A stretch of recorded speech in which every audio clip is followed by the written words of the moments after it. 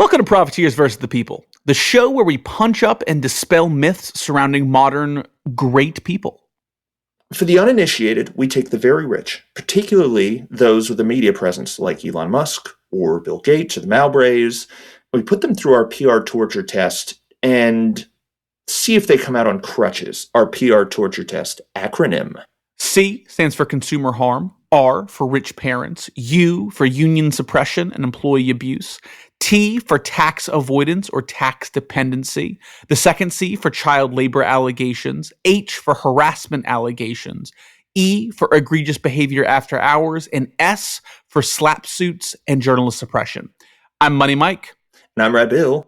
And...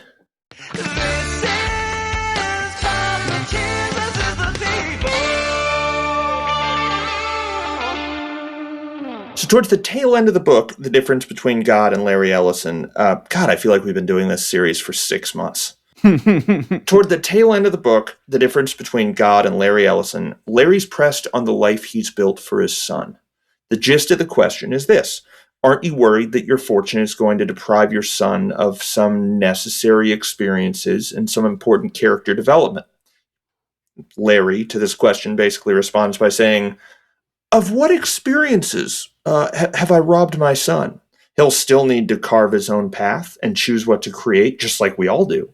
Even if he decides to go about donating our money, that'll still be a full-time job.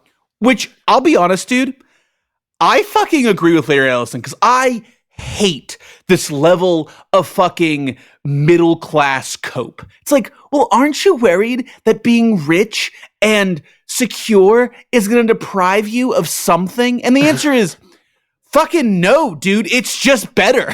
Yeah, male pattern baldness is not in his future. Yeah, exactly. Yeah. I don't think he's going to have a gray hair until he's 75 with the life I've built for him. You're going to deprive your son of the character development that built from being, in public school. You mean like being nice to people? My son's never got to be nice to anybody ever. He's going to have lackeys all around him who pretend to be his friend, and he's going to believe it. Straight up, what am I depriving him of? Bullies? Yeah, exactly. What the hell? He doesn't need that. I feel like we've gotten to a point where we can finally acknowledge this whole "what doesn't kill you makes you stronger" thing. Not true. In many cases, is bullshit. Yeah, it just gives you PTSD. I was gonna say, plenty of this stuff makes you weird, and it sets you on overreacting to tiny little things that will snare you, and it fucks you up.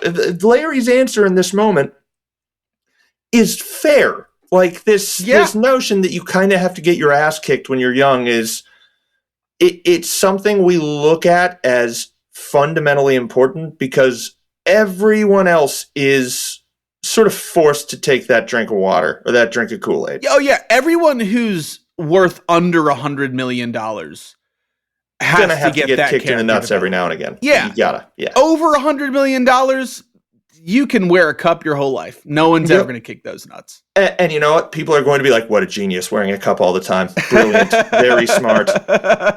Once you make $1 billion, you are immune to the pitfalls that everyone else runs the risk of falling into. You're immune to economics, and obviously, your children are as well. Oh, yeah. Yeah, dude, at $1 billion, you and your kid can do everything wrong after you make that $1 billion, and you'll still probably be all right. I think there have been 1 or 2 times ever where someone worth over $10 billion has lost their entire fortune. It's a headline-making event. Madoff is not blowing a $10 billion fortune. Yeah. You've gotta really fuck that up. One day we'll cover some of the people who have blown $10,000. Dude, we should cover people who have blown $10 billion. God, that'd be fun. Oh, wouldn't that? Oh, that's a great series idea. People who have been given and lost $10 billion to prove that just because you're rich doesn't mean you're smarter than everybody. Anyway, chapter 1. The kids are going to be all right. So in the year 2000, shortly before announcing that his company would be missing their estimates once again, Larry sold around $900 million of Oracle stock, which would soon halve in value. This got the attention of Johnny Law, but it also netted Larry Ellison $900 million in play money. Though it seems that early corruption in the early 2000s took a little more finesse than it does today, $1 billion net worth was still more than enough to get you out of most jams. And It's Larry $1 billion, yeah. Yeah, and Larry settled this in like 2005 and nothing else came of it. You really have to dig past the third and fourth page of the Google search to find anything on this. It's crazy how much people just... Because the other thing from the early 2000s is we were a lot more entranced by billionaire types back then, I feel like. Maybe I was kind of a dingo because I was young. Maybe that was part of it, but... Well, also, maybe just like with inflation and the rise of techno-billionaires from the tech companies that survived the dot-com bubble... Like being a billionaire in the early 2000s was a lot rarer. And you can kind of see how inflation and our ideas of what rich are have changed with the years based on like how much bad guys in movies are either stealing or asking for ransoms. Like in 1970, they'd be like, and actually Austin Powers totally made a joke about this. They'd be like, and then we're going to go into the vault and we're going to steal $10 million. Yeah. And now we're like, honestly, like, I mean, that's a lot of money, but now, can you really, now it's, like, we're going to go into Fort Knox and steal $100 billion. And like, is that what inflation is? The whole planet. With this thing. It's really only a matter of time. Like, honestly, if movies are still around in 25 years and AI hasn't completely like killed all of the arts, I think that like we're going to see the first $1 trillion heist movie, and that's when I'll be like, "Fuck, they got us." God damn it! The other thing too, and this is a little theory of mine, and then we can move on. I think there was a moment there where, like, it at this point in time, 2005, Larry Ellison's worth like, again, he's worth under $10 billion, and that's still a ghastly amount of money, deeply unseemly for one person to have. But around this time, 100, 200, $300 million lottery winnings, there's a scenario where if managed well between then and now, the lottery winner is going to the same country clubs, has a lot of the same nice shit. It almost still sort of feels like you could win your way into this club. There will never be a lottery where you're going to take home $1 trillion. Not anytime soon, that's for sure. Anyways, while the 2000s progress here, the company's stock hovers around 25% of what it was right around the time Larry sold all that stock. Nonetheless, Larry and his company go on a huge buying spree. The largest purchase, in case anyone's curious, was in 2005, the same year he settled that other case. He bought PeopleSoft for $10.3 billion.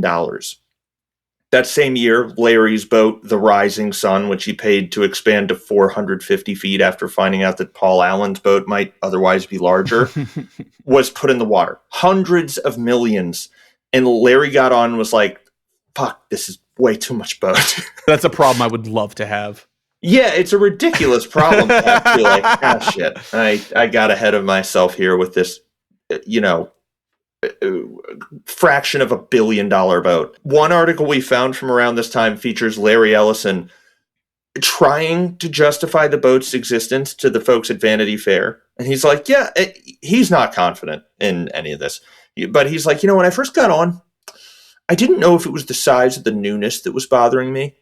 But now I can definitely say it's the newness. Spoiler alert, it was not the newness. He would eventually sell the boat and build another one half the size. The following year, Oracle spent $5.8 billion on Siebel Systems, and Larry's son opened his film production company, releasing a film in which he also starred, Flyboys, which was a James Franco vehicle that I suspect... Have you heard of Flyboys? I think I have. Maybe I'm confusing it with Pearl Harbor, which would be a funny little confusion to do. They both have to do with planes. 6.5 out of 10 on IMDb. Not, that was a movie. Yeah. Yep. One justification, one defense we can lend to David Ellison in his endeavor to produce and star in his own movie is that he at least had the common decency to cast himself as a combative dipshit. Which, what a wild choice. I wonder if there was a come to Jesus moment with David and Larry where Larry was like, look, you can't be the muscled hero in this. It's taking it too fucking far. Damn, you have to be pretty incredible looking to cast yourself as a lovable main character in your own fucking movie. Well, now I have to look at Dave. Let me Google David Ellison.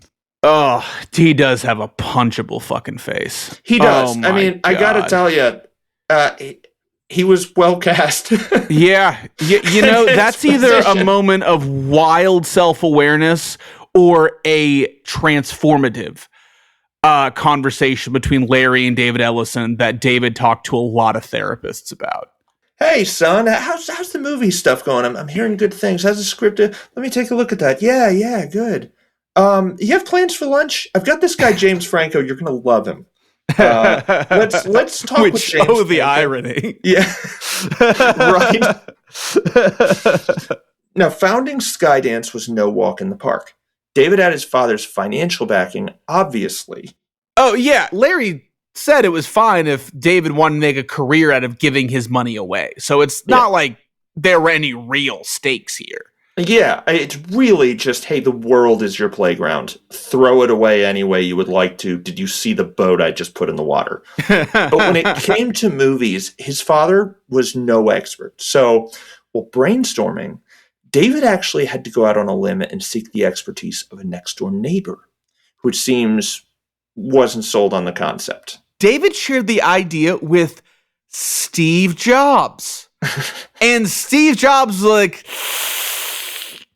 I don't know about that. Good, Which, dude, good. David is just getting bullied by the adults around.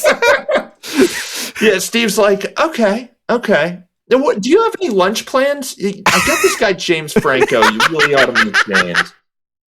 We've put off intentionally a series on Steve Jobs. It's coming one day.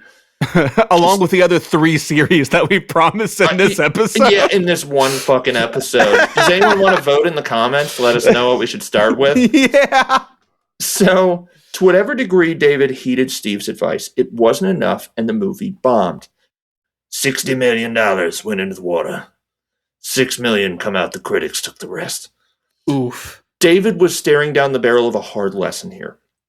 Likely completely alien to critique, David's virginal 20-something face was now doomed to spend eternity peering out from behind a $5 sticker, begging for the attention of indifferent Walmart shoppers. Damn. Ordinarily, even for the extremely wealthy riffraff of Hollywood, spending $60 million and being crapped out into bargain bins across the nation like this would be the end. This meant failure. The next stop would be a considerable and possibly televised career selling homes to the rich, or an extremely lucrative career as a conservative grifter. God knows we've seen that happen a million times. Otherwise, the doors are closed and locked. Ordinarily. Remember, though, David was no ordinary man. I mean, by all accounts, personality-wise, he seems almost unbearably normal. Though Larry wasn't a helicopter parent by any stretch, David's love for literal helicopters and airplanes meant that he lived a life of carefully managed, or I'll say curated, independence. Drugs? Debauchery? Out of the question. Anything even remotely devious could mean being very literally grounded for David, taken out of the sky, which, for David, was too much to fucking bear. On the note of David being not ordinary, this business of receiving negative feedback was for David a brutal gut punch. I don't know what happened on the way in to get him playing the dickhead in his own movie, but supposedly this movie bombing was enough to send David to the hospital. Even for normies like us, like getting your passion project critiqued can be a lot. I mean, especially meanly. Getting your passion project laughed at. Yeah, I hurts. mean, Brad, Bill, and I have to be careful, like, giving each other constructive criticism because we don't want to hurt our friends' feelings. If someone I didn't know was like, hey, dude, I saw your thing that you like poured your heart into and I laughed, it was so bad. Who? Yeah, hey, I'm a kingmaker for people who make stuff like the stuff you just made. And let me tell you, buddy, I'm never making you a king. Yeah, you are the worst person I've ever seen in my life. Yeah. Yeah, for everybody else, pouring a bunch of money into a project and it blowing up in your face and getting critiqued would be a 13th reason. But for the Ellisons, $60 million was just not that great a loss. David was down, but he was not out. That's right. He would star in another movie, he decided. This time their movie would tell the story of a fellow airman who died a few years earlier, and Taylor Lautner would be attached. Oh, no. Except no, he wouldn't. After finding out that David would be co-starring, Lautner did the unthinkable and refused a role. Oh, no! What do you do here? What do you do? David Ellison killed Taylor Lautner's career? From an acting perspective, the humiliation of being rejected by Taylor Lautner, it's a death blow. Like, as far as film goes, if Taylor Lautner, Shark Boy, is like, I don't think so. Yeah, it's the end of your screen and your acting ambitions. And for David, it was too. Going forward, David is only producing. However, David, there's a gap in your resume here. Can you shed some light on that for us? So this is all speculation. The one thing that we can say for certain is that it wasn't a matter of financing. Yes. At this point, Oracle stock, and by extension, Larry's net worth, had been shitting the bed for a while. The share price shoots up for a second, and Larry's extremely rich, and then it comes plummeting back down to earth, and Larry is back to being merely the richest man in the state of California. And this literally just happened. Like weeks ago. Well, in 2008, Oracle stock, seemingly on a slow and meandering recovery, got absolutely fucked. Yes. And even so, in 2010, $350 million found its way into David's little venture, a majority of which came straight from Dad. Yeah, no surprise there.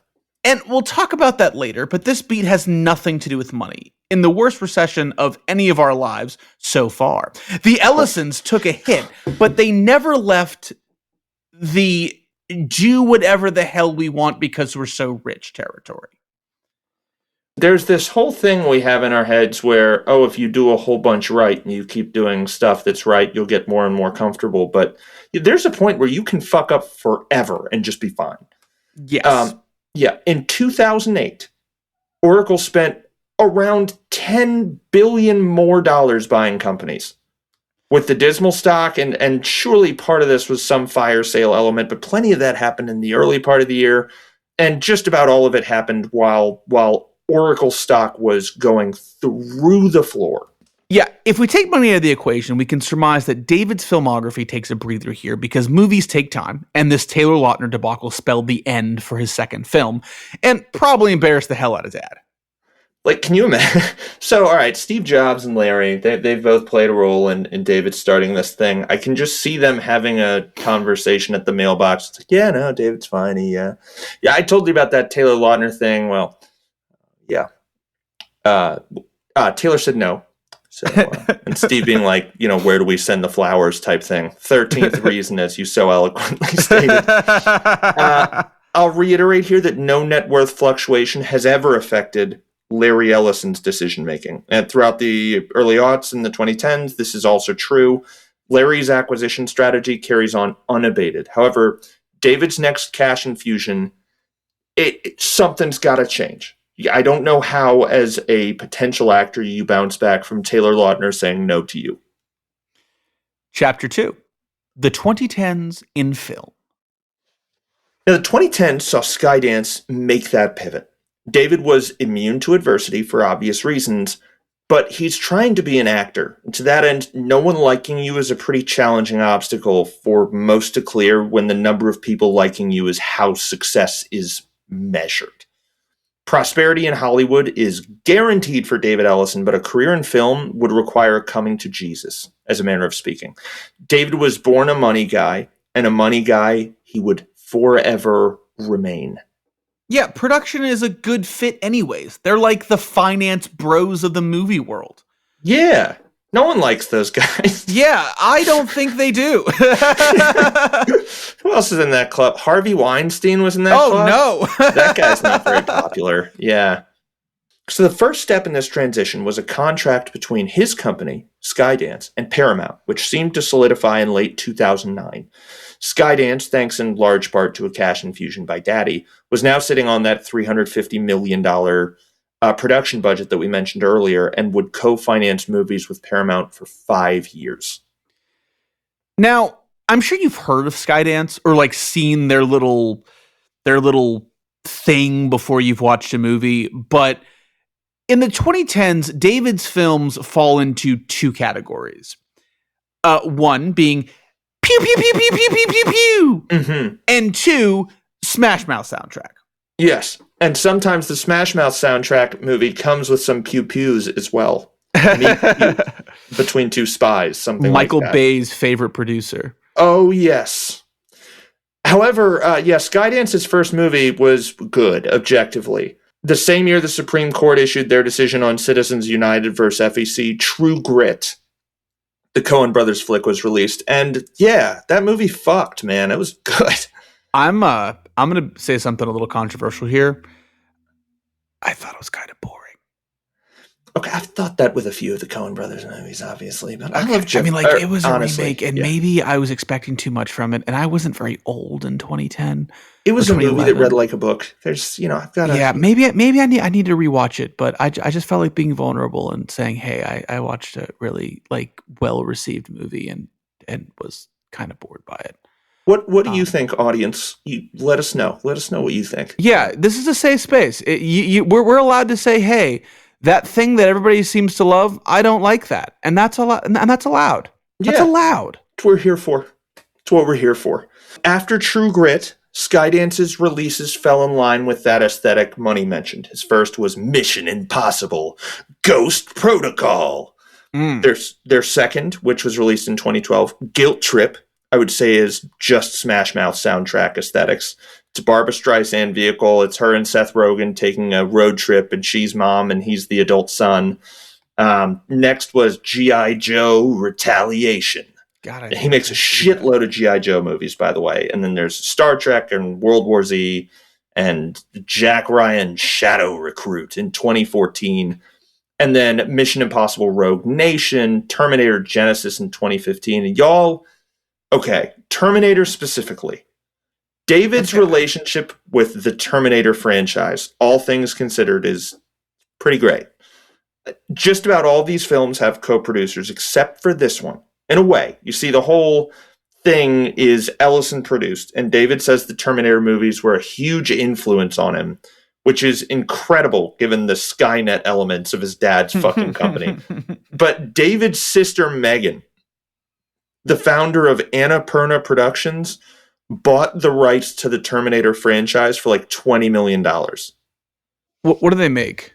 Shit, maybe we leave this in so people know what we're talking about here. Here we go. All right. So, on the movie front, we have Lawless, The Master, Killing Them Softly, Zero Dark 30, Spring Breakers, The Grandmaster, Her, American Hustle, Foxcatcher, Joy, The Click Effect, Sausage Party was one of theirs. The Bad Batch, Phantom Thread, The Sisters Brothers, The Ballad of Buster Scruggs. Ooh, yeah, David Ellison, you might not be the best movie producer in your house. I mean, there's definitely some turds in there, but there's some good stuff. There's some good shit. Stuff. Yeah. Also, it's really interesting that Skydance and Annapurna are Ellison vehicles, because I feel like a lot of the stuff that you mentioned have very like modern Paramount vibes, like totally, like Jack Ryan, and maybe the Mission Impossible movies not so much, but like they're kind of like Hollywood Republican coded. Totally. If that makes sense. Holy shit, yes. Yeah, and like Zero Dark 30, also very Republican coded. 100%. I would say Annapurna is probably a better production company. So, like, I guess the lesson is if the universe grants you unlimited money, maybe make her instead of G.I. Joe retaliation. Yeah, like, if money is no issue, why are you only funding blockbusters? I'm saying, I was reading a thing about her production company, and they're like, she has had a few movies that didn't do that well in the box office. And it's like, how can you possibly give a shit? Like, she doesn't. So Megan, not G.I. Joe guy, buys the rights to the Terminator franchise. And before long, her brother's company, Skydance, was attached as well. And I think we're getting a look at some backstage infighting here. Now, is there anything about this online? No. But peer into the back with me here. Annapurna and Skydance are both clearly funded by Larry. And it's clear that Larry plays some role in how the two companies are managed. But if I'm right, Larry had to play dad here and said something like, now, Megan, I bought those Terminator IP rights for you and your brother to share. You didn't want them to be for everyone. You should have saved up and bought them yourself. Jesus Christ. Kind of. Or maybe it was more like a tired Sunday dad being like, oh, Megan, share with your brother. Megan! If this is how this all went down, one could surmise that Megan let her brother participate and then got pissed off about the direction things were going as the film began to materialize. I say this because she and her production company pull out a year before release. It sounds like kids fighting over a toy, doesn't it? Yeah, but that is so wild, especially when you realize like how many people's lives are attached to both of these production companies. Like, these are big Hollywood players with tons of employees, and they're hiring actors who are trying to make their big break, and like behind the scenes is just a brother and a sister fighting over a toy. Megan brought this wild. To the sandbox. Christian Bale's attached. She's pretty sentimental about it, right? Like, Jesus Christ. All we can say for certain is that Annapurna exited production a year before release, and the movie was not good. David gave this pretty confusing interview on the plot direction, which is in our sources. He's a good speaker, but in the early stages, it was hard to sort out exactly what he had in mind for the franchise, and the released product was apparently a mess. At one point during this interview, David said the franchise was a story about love. This is Terminator 1 and Terminator 2. Yeah, David, I'm a pretty symbolic and like, you know what? I'm just going to nix that. No, it's not, David. No, it's not. Right? Like, all right. There's an element here. There's a mother and child in Terminator 2. So I guess you could say that one is a story about a mother's bond with a child, but our heroine doesn't have a child in the first movie. She hooks up with the other guy, but his motives are like pretty clear from the jump. Save Sarah Connor and humanity by association. They hook up, but if you're suggesting their relationship is about love, what are you saying? What's the message with love? Like, it's so fucking cool. Like, look at that. Kabam. I had to pause and be like, am I being the asshole? Are these movies, Terminator 1 and Terminator 2, which I have watched fairly recently and didn't remember that messaging being there, are those about love? And nothing says that. Getting as figurative and general as possible. Like, I mean, in the same way, it's like, love is just the magical essence that shapes us all together and tries to make us avoid a robot apocalypse. I guess in that sense, about avoiding the robot apocalypse, it is something that we'd all love to do. I don't know where I'm going with this. You really gotta, like... I'm digging deep, David. I'm digging real deep. This is a reach. I kind of can't believe you're at the wheel here. And I'm going to spoil Terminators 2 here. Just a heads up. But at the end, the son of Sarah Connor is like, I used to think my mom's crazy, but I guess she's not. And that's about as... like lovey as we get. I found a more elegant, like Film Critic has a pretty reasonable take or like a dig here. Their thing was, this is about survival, and more fundamentally, it's about the difference just one person can make in the grand scheme of things. If we had to assign some sort of meaning to it, that's pretty good messaging. That's what I took away from it. Again, it's Terminator. I don't think they started with the synopsis. Yeah. Saying it's a story about love is kind of like saying that Air Bud is about the sanctity of sportsmanship and the importance of being a good boy. Like, it's okay. That is in there, I guess. Yeah. Good job, Megan. You dodged a bullet. Now, keep in mind, Megan and David are not writing movies. Worth mentioning here. Yeah. They're producers. Yeah. They're producers. What David and Megan are doing here is funding ambition and choosing projects seemingly by the size of the project. David seems to like going big. Megan also seems to like going big, but relatively speaking, she likes going big. She finds a bold idea, perhaps a smaller production, but then gives more support than these artists would receive ordinarily. Here's a lot of money. Here's $30 million to a movie that otherwise isn't making it to theaters at all. All things considered, I gotta tell you, I hate this element of Rich Kid Playground the least, if that's the direction people are taking. Yeah, in this sense, she's kind of being more of an art patron than a finance bro. So if we have to have this is the format I guess I would prefer. Yeah, generational wealth saying, hey, have some of my money and make something cool. That's it, actually. That's the best of a sort of raw deal. Yeah. All I've been able to find about what David actually does for the films he produces have been first-person accounts in forums and surprise, on Reddit. The folks who are going on talk shows and speaking about David's contribution are pretty beholden to David as one of the richest people in Hollywood. But yeah, the silence is what you should be listening for there, because there are a lot of people not talking. The consensus appears to be David's contributions are financially heavy, but creatively light. Yeah. I have a sneaking suspicion that one thing David either responds well to or is actively seeking out are plain stunt scenes. I can't remember if we mentioned briefly in the last episode, he learned how to fly early on and the little stunt planes, all that stuff, big passion for that. I think he gets this in the movies. Either directors are going, okay, well, we need David on board, so let's tell him that there's some fucking stunt plane scene shoehorned in there. This, of course, means he loves him some Tom, I do all my own stunts Cruise. And though I haven't seen the latest Mission Impossible movies after 2015, almost all of them have some sort of I'm rolling around on a plane sequence, with the most ham-fisted one involving literal stunt planes. Beyond this, I think David's mind isn't focused as much on the media he's creating. I think that big picture, Megan wants to create, David wants to please Daddy. Eventually, they both find their way into the same segments of media production, almost all the visual ones. Megan seems to be having more fun with it, as we mentioned. With the information we have available, it seems like David, again, is auditioning for something all the while. In 2016, David's studio releases the video game Archangel, a massive endeavor which seems to fall in line with other huge releases as of late. Huge vision, disastrous release, patched into a reasonably good game after its reputation is ruined. Yeah, I haven't heard about it, which means it probably wasn't very good. Right.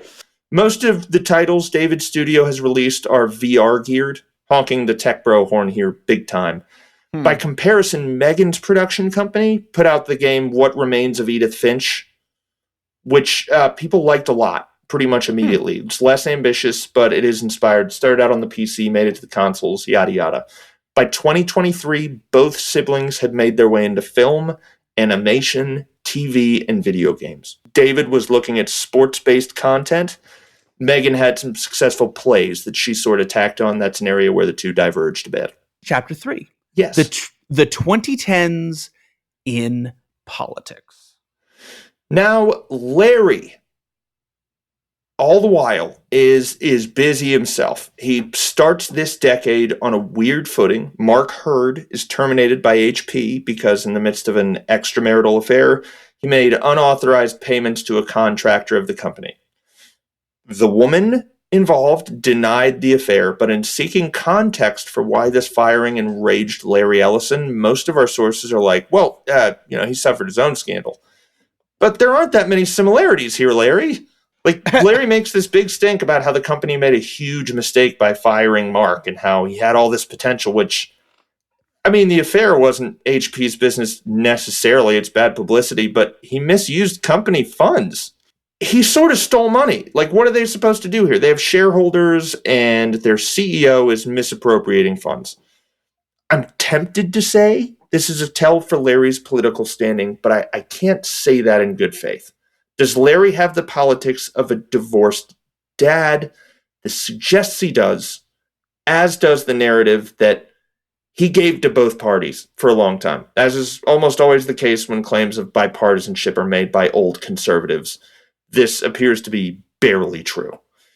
He gave 75, like it's the dad who's like, hey, if he starts talking about politics, he's going to tell you about his media diet, and Fox News is going to be supposedly a very small part of it. But anyways, this is donations because we're talking about absurdly rich people. He gave $75,000 to the DNC in 92. After that, he made a $25,000 contribution to the campaign of Edmund Brown in California in 2009. Those are the Democratic ones. The other 28 for which we have record were made to Republican efforts. And in 2012, these donations went from, $20,000 here, $30,000 there, to a cool $1 million. 7 days later, this was October 26th, 2012. So he really has sat on the money a little too long at this point. He's procrastinated. He sent another $2 million to the same political action committee, which is called Restore Our Future. It was campaigning for Mitt Romney. Days later, it was proven that these donations were a waste. Obama took the White House again. The loss here doesn't appear to bother Larry too much. He doesn't seem to care too deeply about midterms, but from here on out, he's a conservative mega donor. Once you hit a certain tax bracket, politicians become one of the cheapest things you can buy.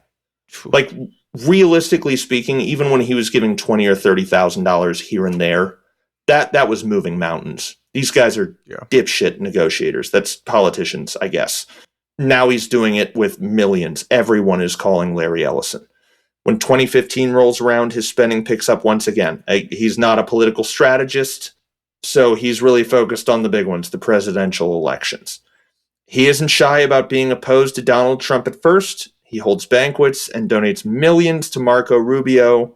However, when it's obvious Trump is his only Republican choice, it seems like he shifted gears, really warmed up to Trump. Safra Catz, in fact, who's Oracle's CEO, or was at the time, joined Trump's transition team after he won, and this was, early 2017. The total amount spent on the 2016 election, by comparison to the earlier donations, $5.5 million is obscene. Come 2020, we're climbing up to $6.2 million. And prior to 2010, these numbers are unthinkable, but relative to the numbers covered on this show, typically this feels like not that big of a deal. Yeah, right. Yeah, we start hitting that more familiar note in 2021.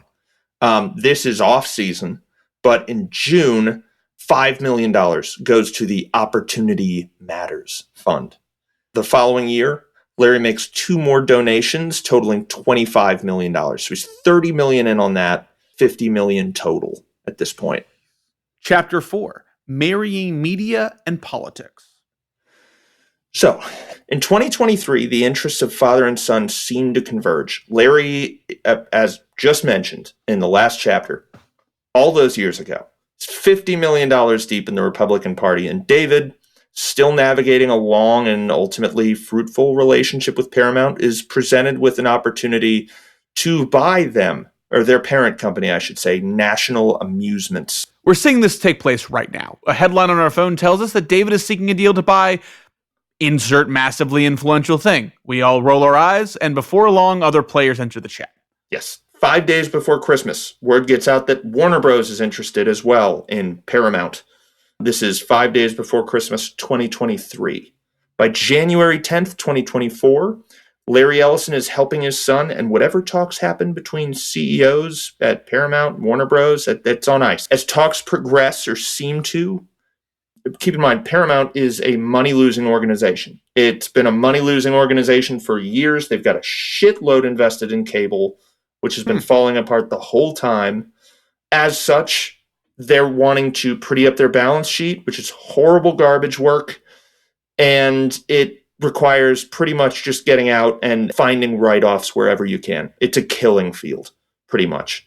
In the midst of all this killing, Paramount sells Viacom 18, which does all the Nickelodeon in India, and then lays off the Noggin team, which was a kids programming station that looked to make kind of learning programs, that sort of thing. They also canceled Blue's Clues and You and 9 other well-performing kids titles. In April, Paramount fires its CEO, which meant the organization would be collectively run by the heads of the major segments: Paramount Pictures, Showtime MTV Entertainment, and CBS. My jerk reaction is to cheer them on for finding savings at the top, but I'm not an expert on this sort of thing, but I'm near certain this is just setting the table for the new owners to sit at the head. Yeah. June rolls around, and it looks like a deal's in place. We can cover the fine print of this deal in a Lucy we're going to do on Warner Bros. Discovery deal. It might be the next episode. We might take a beat to talk about something lighter and more fun to listen to as we roll into the holidays here. But the gist is that the deal is worth $8 billion. Wouldn't you know it? Sherry Redstone, who owns National Amusements, stops the music by rejecting the deal that was in place, throwing everyone into a tailspin. There's a plain metaphor for you, David. And it takes a full month before the deal is rescheduled and kind of re-announced.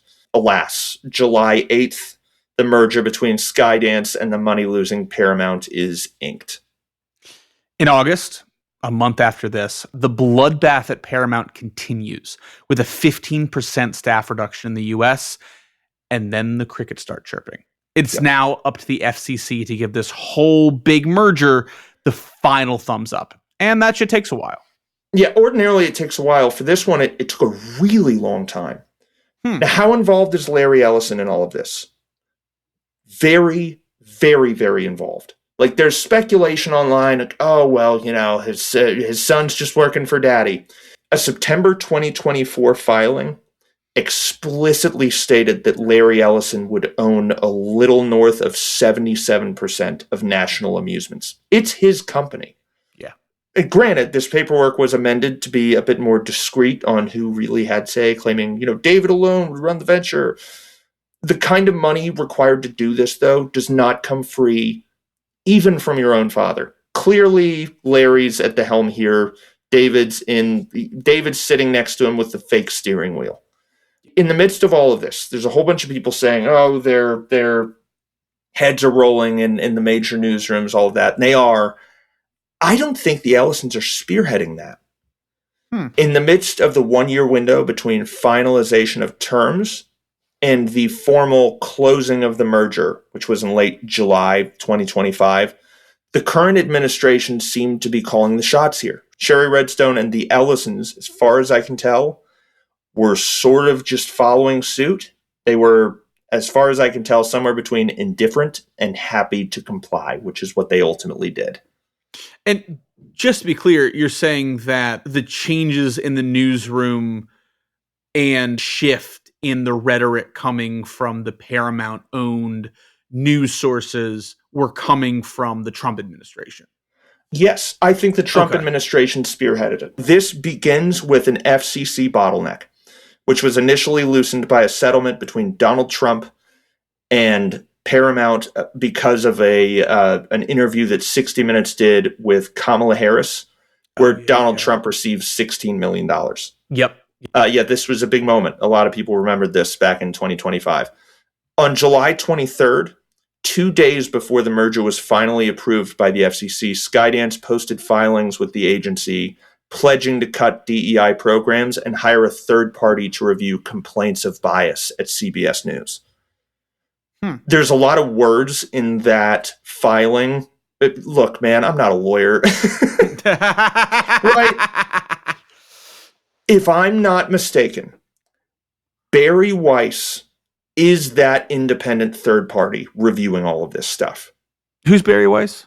Barry Weiss now heads the entire news arm for Paramount. The DEI programs are ending. She's saying, oh, well, we need to hear from this far-right commentator. We need, some universality here. I'm pretty sure that that's what was required to get this thing rubber stamped by the Trump administration. Yeah. It was like, okay, fine, we'll approve it, but no more negative coverage of Trump. Interesting. That's what I'm thinking. Yeah. And again, I think that a lot of this is pretty convenient to Larry Ellison's politics. I don't think he's crying himself to bed every night that he has to do this or that his son has to do this. I think it's fine. Yeah. But I think the Larry Ellison we've seen for like 100 fucking years up to this point, it lives in the shadows. Mm-hmm. We never hear about the guy ever. And now we're hearing about this initiative at CBS and that thing and this thing. I think that those were contingencies of accepting the merger. Yeah. We're going to cover the Warner Bros. Discovery saga and Lucy, some more on that later. But this right here frames my point of view on the entire debacle. Say what you will about Trump or any of these dipshits, but at the end of the day, I would posit that their greed overshadows any appetite they have for what I'll call social reform. Larry gave a fortune to Republican causes, and his acquisition of TikTok, facilitated in large part by Republicans, is going to pay dividends on that. Oh, yeah. What did he donate? $50 million? That's nothing. So, yeah. And he got TikTok. He got TikTok. There's no investment more lucrative than one made into a corrupt government. I watched a video. I'm not going to plug the creator because I don't think that what I have to say is flattering. But she was fretting about Larry's musings of a surveillance state and how with Larry's stake in TikTok, his stake in Paramount, technically David's stake, but come on. His ownership of a company that builds and leases spaces in data centers, his access to vast amounts of data. Larry could build a system that feeds propagandized content to TikTok users, and that content could align with the aims of the current administration, is her thesis. She explains that if the Ellisons buy Warner Bros., the data at their disposal could be used by AI to churn out content. And although no one likes AI storytelling, its potential for the propaganda machine I just mentioned would be huge. This is a scary story. I cannot imagine it's Larry's vision. Everything I've seen so far suggests that folks like Larry are doing the bidding of the current administration. I don't think they are individually interested in building this machine. If it gets built, I think it's because the Ellisons are compliant, not independently interested.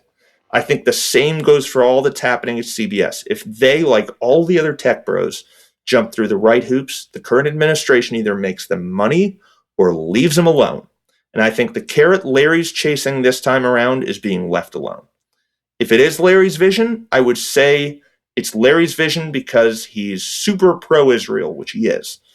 I'm also going to say, Larry, get in line, man. You see, everything that one could fret about in this scenario falls in line with a long-standing concern, which is the agenda-setting theory, which was developed in the 60s. It's the idea that the issues informing the voting base in a given election are the ones that get the most media coverage. And I would say that this is a pretty strong theory, and that YouTube and its parent companies pose a far larger threat than TikTok and the Ellisons on this front.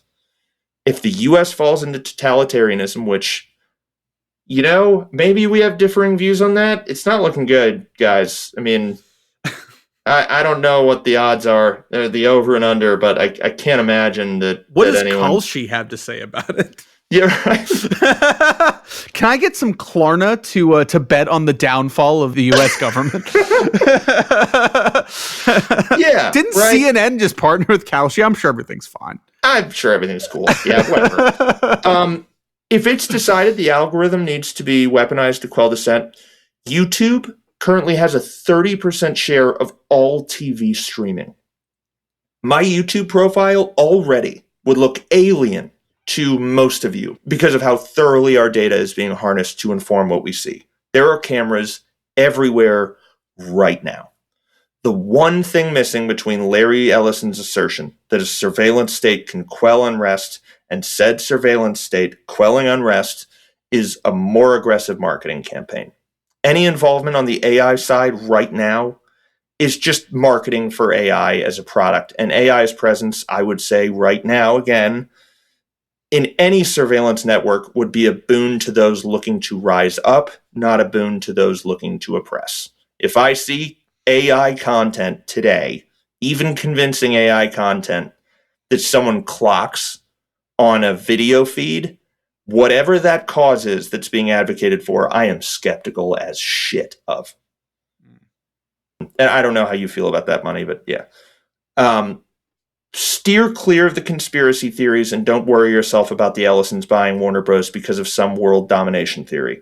Regardless of who makes a bid for Warner Bros., so long as Trump is in office, the FCC is going to be demanding the same thing and the buyers will be capitulating. My money is on if Netflix wins this thing, Netflix doing the exact same thing. Yeah, this isn't the good guys versus the bad guys. This is a bad guy who wants some money versus another bad guy who also wants some money. There aren't heroes at this level yet. There are not. Yeah, if the transaction closes post-Trump, worry about it the same way you worry about corporate consolidation in general. To put some perspective on this, the data brokerage arm of Larry's business has been tracking us all for years without our consent. I mean, it's part of the fabric of the internet, y'all. They have all the data they need. And they don't seem to be worried about keeping it proprietary, like at all. It was apparently sitting in a non-password protected bank of servers for years. Outside of conspiracy, the Ellisons have already embedded themselves into politics. Private interest groups embedded themselves into our media diet decades ago.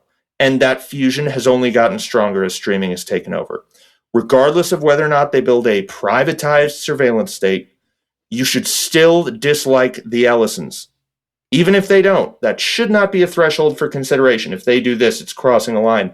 They're crossing lines all over the place. The reason that Larry Ellison is a billionaire is because of his penchant for crossing lines. That's it. Yeah, that's the issue with conspiracy theories like this in general, is that people get away with so much more because conspiracy theorists want to set that bar as high as taking over the whole fucking world. Yep. Be angry now. Anyways, crutches time. Consumer harm, promising the world and then figuring out how to deliver on it later creates a host of problems, the two largest of these. Oracle settled a suit in 2016 that it misled clients about the security capabilities of its Java program. The new update failed to remove older and more vulnerable versions of the software, which, as we understand, led to some breaches.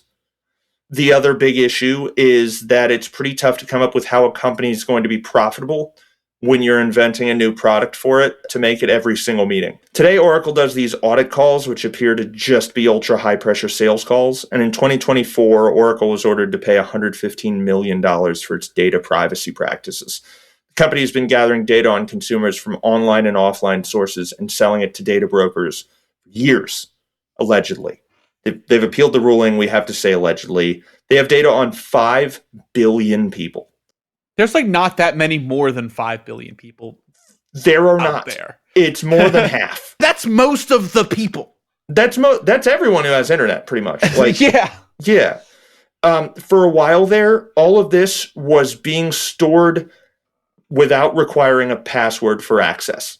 It is a bank vault where the door is just sitting open. Rich parents, richer than he claims, poorer than he once claims. I think he gets the rich parents. What do you think? Yeah, I agree. Yeah. Union suppression, employee abuse. Today, Oracle is a huge, stuffy organization, one that would have quickly fired Larry Ellison. The Oracle employees I've spoken to speak of lousy culture, high workloads, and in 2018, they settled an age and gender discrimination suit, which we think entitles them to the U, I would say. Yeah. Tax avoidance, tax evasion. So most of these guys do what's called buy, borrow, die. In 2014, it was revealed that Larry Ellison has a credit line secured by around $10 billion of Oracle shares. Even with the most progressive tax proposals, that credit line being an alternative to him just selling shares saves him a fortune on taxes. That loophole stands in just about any and all tax reform legislation being proposed today. Child labor allegations, child abuse, it looks like Ellison's clean as a whistle here. Harassment allegations, Ellison has married out of his office staff, which is a serious red flag, but the only sexual harassment claim made public was one where the person leveling the allegations wound up spending a year in jail for forging documents related to the case. Though Larry seems completely indifferent to sordid behavior, see the HP debacle.